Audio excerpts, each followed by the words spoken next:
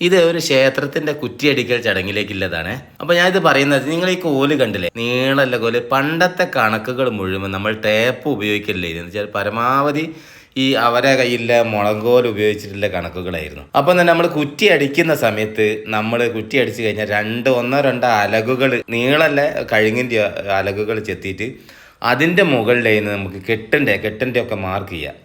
അല്ലാണ്ട് നമ്മൾ ഓരോരോ റൂമൊന്നും ഇപ്പോഴത്തെ പോലെ തിരിച്ചിങ്ങനെ ടേപ്പ് എടുത്ത് പിടിച്ച് കളിക്കല്ലേ. എന്ന് വെച്ചാൽ ഒരു 2 കോല് വെച്ച് കഴിഞ്ഞാൽ അതിൻ്റെ മുകളിലുണ്ടാവും ഓരോരോ ഇടക്കെട്ട് ഏതാണ്, അല്ലാണ്ട് ഓരോരോ റൂമിൻ്റെ തിരിയുന്ന കെട്ടുകളൊക്കെ അതിൻ്റെ വ്യക്തമായി അടയാളപ്പെടുത്തിയതിന്. അതുകൊണ്ട് തന്നെ കോങ്കുത്ത് ഞങ്ങൾ ഇവിടെ പറയുന്നത്, മറ്റു ഭാഗത്തേക്ക് എനിക്കറിയില്ല. എന്താ വെച്ചാൽ മട്ടം തീർക്കുന്നത് ഒക്കെ വളരെ സുഖയിന് അന്ന്. പ്രത്യേകിച്ച് അന്ന് 5 ഉത്തരം പോലുള്ള വീടുകൾ ഉണ്ടാക്കുമ്പോൾ ഈ അളവുകളൊക്കെ തെറ്റിക്കഴിഞ്ഞാൽ ശരിക്കും മുകളിലൊക്കെ നമ്മൾ ഓടിട്ട വീടിന് ഉത്തരമൊക്കെ പുറത്തായി പോയി, തെറ്റിപ്പോയി കഴിഞ്ഞിരിക്കുകയാണെങ്കിൽ. അതുകൊണ്ട് തന്നെ പരമാവധി ആ സമയത്തൊക്കെ കൃത്യത ഉണ്ട്. ഇന്നിപ്പം വാർപ്പായതുകൊണ്ട് കോങ്കുത്തും ഇല്ല, ഒന്നുമില്ല. നമ്മൾ ടൈലിട്ട് കഴിഞ്ഞാൽ ചിലപ്പോൾ റൂമിലേക്ക് നോക്കി നമുക്ക് പെട്ടെന്ന് മനസ്സിലാവും.